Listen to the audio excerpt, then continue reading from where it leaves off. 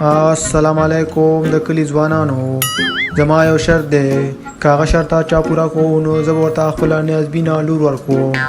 او شرط دا دی چې تاسو ټول به زه په یو میدان کې کینوم او د بر باندې د خپل زمری را خوشو کوم. که هر ځوان دې زمري ته په میدان پاتې شو نو هغه ته به زه خپله لور ورکوم. خلک پکې باندې ولي سارنه ده که نو رشمه ما زوی دې لیونه هلکه عجبګل خو په مادو کې دی ښه چې دا څنګه چې خوشحاله دی ځان سره سندرې وایي. ولکه عجبګله دا څنګه چې خوشحاله ځان سره سندرې شروع کړي دي. نه میرعالم خانه هیڅ خبر نه وله، خو بس هسې مې زرڅانګه ترور رایاده شوله او د هغې لکه سندره مې ځان سره زمزمه کړله او خوشحاله په دې یم چې پاچا صاحب اعلان کړی دی کار چې د هغه شرط پوره کړو نو هغه ته به خپله لور ورکوي. نو ځان ورته تکړه کوم او ورځمه او که نه دې سر ته دې وګوره، ته د پاچا د صاحب د شرط نه خبر یې؟ هغه په خلکو زمری راخوسې کوي زمری. ځه میرعالم خانه خپل کار کوه، ته زما د غیرت نه خبره نه یې. بله ورځ مې د دوه زمرونه لکۍ غوسې کې څه وې منډې وهه.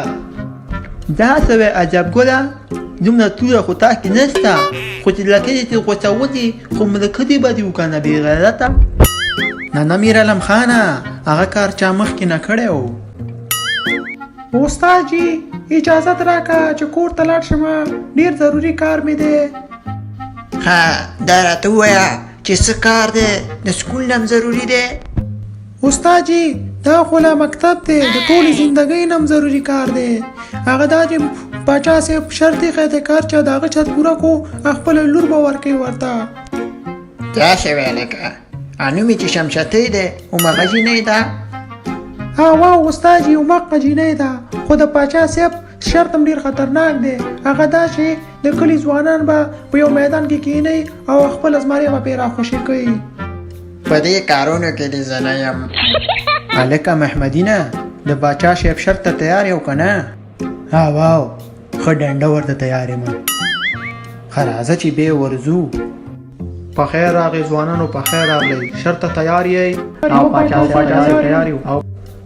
خو ورشه هلکه هغه زمری په ټولو راخوشي که.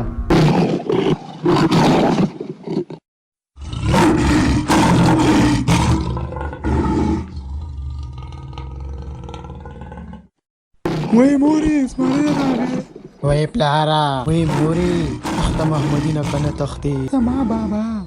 ډېر ښه ځوانه ډېر ښه، ټول ځوانان وتښتېدې او ته پکې ولاړې. دې خوا راشه ځوانه منم دی. نه پاچا صاحب لاس به نه راوړي، غول مې کړي دي. سر ته قلم کوي د بې غیرت نه.